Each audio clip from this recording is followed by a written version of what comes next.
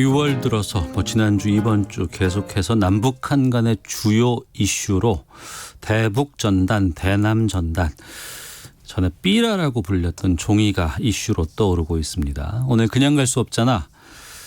전단 혹은 삐라, 이 종이의 정체는, 이런 주제로 말씀 나누겠습니다. 이종근 시사평론가와 함께합니다. 어서 오세요. 네, 안녕하십니까? 예, 내일이면 6월 25일 6.25 전쟁 70년이 되는 날입니다. 네.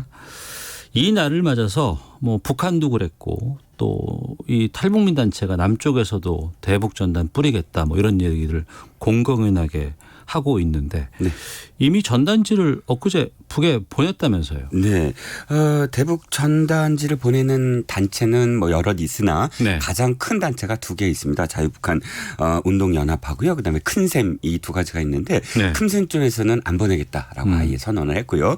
그런데 자유북한 운동연합 쪽에서는 보내는데 25일 전후해서 북한 쪽으로 향하는 바람이 불 때 보내겠다, 이렇게 얘기를 했거든요.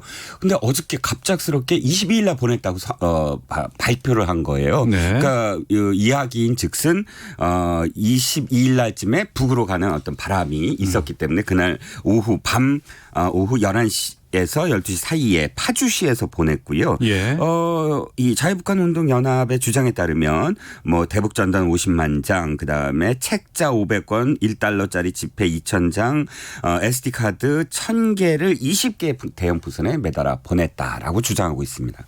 근데 이게 맞는지 모르겠지만 이것으로 추정되는 걸 홍천에서 발견됐다는 보도가 또 나왔어요. 네, 경찰에 따르면 풍선 1개가 강원도 홍천에서 이제 발견이 됐는데, 네, 지금 박상학 대표, 그러니까 자유운동연합의 대표로 있는 박상학 대표는 20개를 보냈다고 주장을 하고 있는데, 네, 경찰이 이제 몇 가지 정보를 이제 입수를 한 거에 따르면 박상학 대표가 그 헬륨 1대 분량, 그러니까 풍선 1대 분량의 헬륨 가스를 구매한 사실을 확인했대요. 근데 이제 박상학 대표가 주로 사용했던 수소 그 가스를 압수를 했어요, 미리. 예. 그렇기 때문에 경찰은 기존에 갖고 있는 건 없었겠군요. 없었다고 봐야죠. 그래서, 예, 경찰 측에서는 지금 추산하기를 지금 홍천에서 발견한 풍선이 바로 박상학 대표가 보낸 거가 맞다면 박상학 대표는 1개밖에 보내지 않지 않았는가. 그러니까 말은 20개를 보냈다고 하지만 실패한 게 아닌가라고 지금 추정을 하고 있는 것입니다. 네, 이 내용은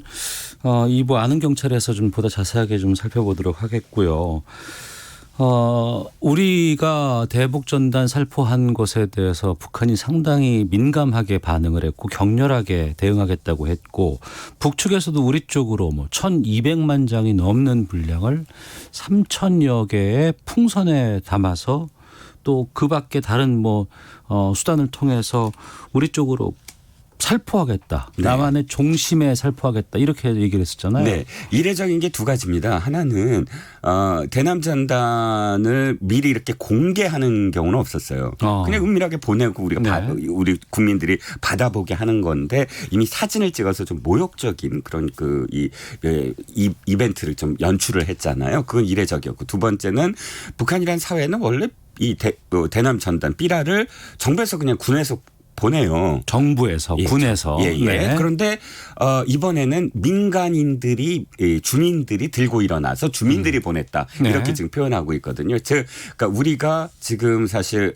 체제가 달라서 표현의 자유가 있기 때문에 민간 단체에서 보내는 것을 이렇게 당신네들처럼 규제를 할 수 없다. 라고 사실 지금까지 주장해 왔기 때문에 거기에 대응하려고 하는 게 아닌가 싶고요. 만약 보낸다 그러면 좀 전 코너에서 왜 반기성 K레더, 예, 예, 소장님도 말씀하셨지만 북서풍이 불어야 돼요. 그런데 26일 정도가 아마 북서풍이 부는 날이라고 지금 합니다. 그래서 26일께 그러면 보내지 않을까 하는 추측하는 면이 하나 있고, 또 하나는 안 보내지 않을까. 예. 왜냐하면 지금 그 뉴스에서 나옵니다만 당 중앙군사위원회 예비회의를 통해서, 네, 지금 그 총참모국 총참모부가 제기했던 대남 군사 행동들은 모두 보류하라라고 김정은 위원장이 지시를 내렸기 때문에, 네, 갑작스럽게 지금 확성기 21일부터 설치하기 시작했거든요. 이 GP에. 그런데 확성기들을 전부 다 지금 철거하는 게 오늘 포착이 됐어요. 그렇습니다. 그렇기 때문에 전단지도 아마도 안 뿌릴 게 아닌가라는 조심스럽게 또 추정을 하고 있습니다. 네, 좀 다행스러운 일인데, 우리가 예전에 삐라 주스면 네. 그 보지 말고 예. 경찰서 가져가야 된다. 예. 그러면 연필 준다, 예. 지우개 준다 이런 거 있었어요. 예. 이 삐라라는 전단지를 언제부터 보내고 했던 거예요? 그 학용품 2007년도에 그 사다 안 준다고 정부에서 공식적으로 발표했어요. 그럼 2007년까지는 계속 예, 줬단 그럼요. 말이에요. 그렇죠. 그거를? 그때 연필 줬어요. 2007년까지. 아 그래요? 예, 예. 자, 일본어로 비라라는 말이 전단지라고 합니다. 네. 아마 거기서 유래되지 않았을까 하고 추정을 하는데 지금 아마 식사하시러 나온 회사원들 길거리 보면은 왜 전단지 주시잖아요. 네, 네, 뭐 네. 이거 여기 식당 들으라고 그게 바로 비라입니다. 그러니까 전단지입니다. 그 비라를 경음화해서 이제 삐라라고 하지 않나 싶고 삐라라고 불리는 것은 사실 이제 전단지와 삐라의 차이는 전단지는 상품 전단지도 다 이렇게 전단지라고 하지만 삐라는 아예 어떤 군사적인 측면 아니면 뭐 선전적인 측면, 그러니까 그 선전 선동에 대한 어떤 용어로서만 그런 내용이 담긴 전단지를 일컬을 때 아예 삐라라고 좀 굳어졌다라고 네. 보이고요. 예. 2차 대전 당시 미군이 아예 그냥 B-52 같은 걸로 융단 그 폭격이 아니라 삐라를 뿌렸대요. 즉 일본 본토에 예. 일본 국민들한테 이제부터 우리가 예를 들어서 어느 도쿄를 뭐 지금부터 공습할 겁니다라고 뭐 이렇게 적어서 보내면 두 가지 의미가 있었대요. 피하라라는 의미, 또 하나는 우리가 이렇게 대놓고 해도 우리는 그만큼 군사적인 어떤 우위를 갖고 있다라는 것. 세 번째는 민간인의 그런 어떤 희생을 우리는 이렇게 최소화한다. 뭐 이런 식의 어떤 선전 효과를 노리기 위해서 그렇게 많이 뿌렸다고 하고요.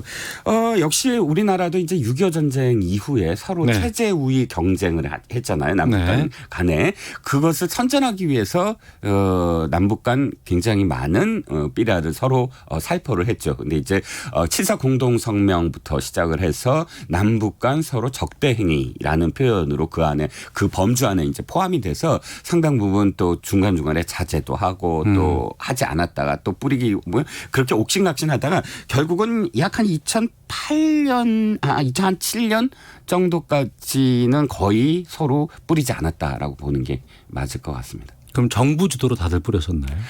초기에는 다 정부 주도였어요. 그러니까 7.4 공동성명에 이번에 뭐 통일부에서 7.4 공동성명부터 이런 어떤 합의가 있었다라고는 예. 하지만 그 당시는 다 정부 차원이에요. 그러니까 예. 군에서 대북 뭐 이렇게 선전부가 따로 있거든요. 우리도 역시 마찬가지로 있고 저쪽도 마찬가지로 있고 해서 그 양측 다 사실 이제 그런 행위를 정부가 하지 않겠다라는 그런 합의가 바탕인데 탈북민들이 지금 3만 명이거든요. 탈북민들이 이제 많아지기 시작하면서 단체화하고 단체라면서 북한 인권, 북한 민주화 또는 북한 인권을 위해서 이 민간 단체 차원의 어떤 그런 대북 전단 활동은 계속 이어져 왔죠. 그러니까 과거에는 뭐 정부 주도로 뭐 하기는 했었지만 최근 와서는 양쪽 다 정부 주도로는 하는 걸 자제했지만 그렇죠. 우리 쪽에서는 오히려 탈북민 단체들을 통해서 뭐 북한의 인권 이런 것들을 좀 알리기 위한 네.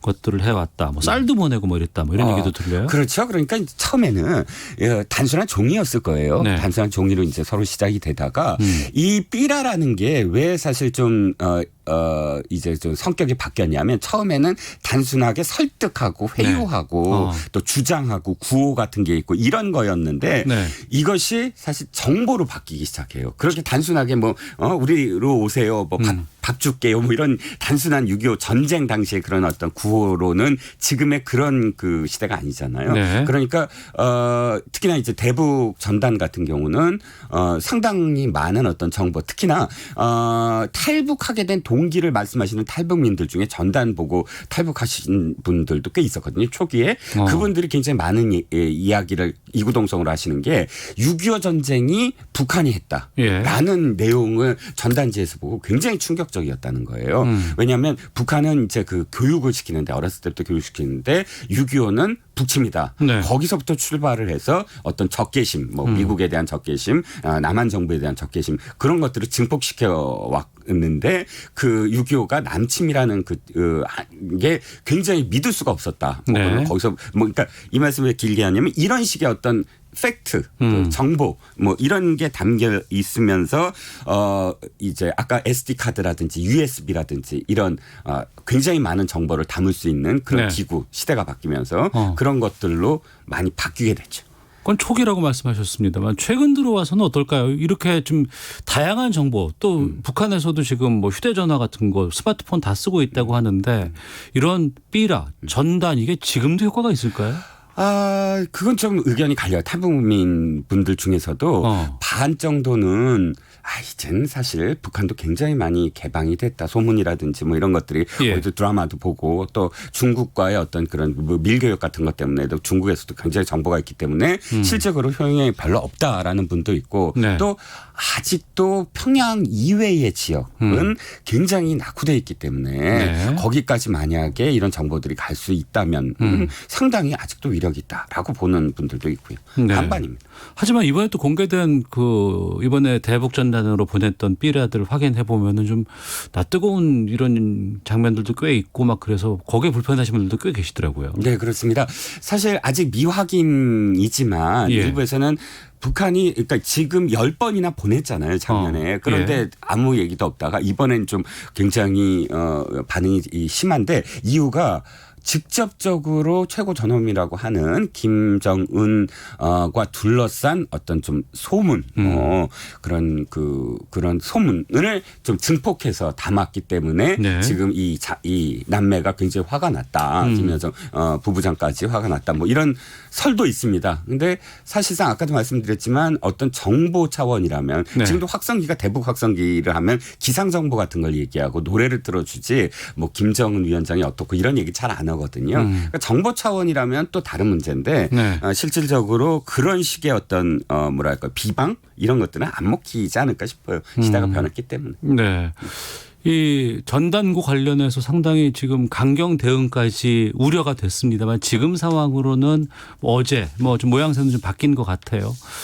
지금도 전단지가 계속 좀 양국 간에 좀 양측 간에 문제가 될까라는 걱정이 드는데. 네, 북한 입장을 보면 사실 대북 전단지가 뭐 자신들의 어떤 존엄을 명예를 훼손했다라고는 하지만 이게 필요 충분한 이유는 아닌 것 같아요. 이것 때문은 아닌 것 같아요. 이게 하나의 이유는 될 수 있지만 그래서 10의 단초는 뭐 충분히 됐지만 중요한 건 이제 남북미 간 톱다운 방식이 아니라 벽돌을 하나씩 신뢰를 쌓아가는 그런 그 프로세스가 중요하지 않을까 싶습니다. 알겠습니다. 이종근 시사평론가와 함께했습니다. 고맙습니다. 네, 감사합니다. 잠시 후 2부로 이어집니다.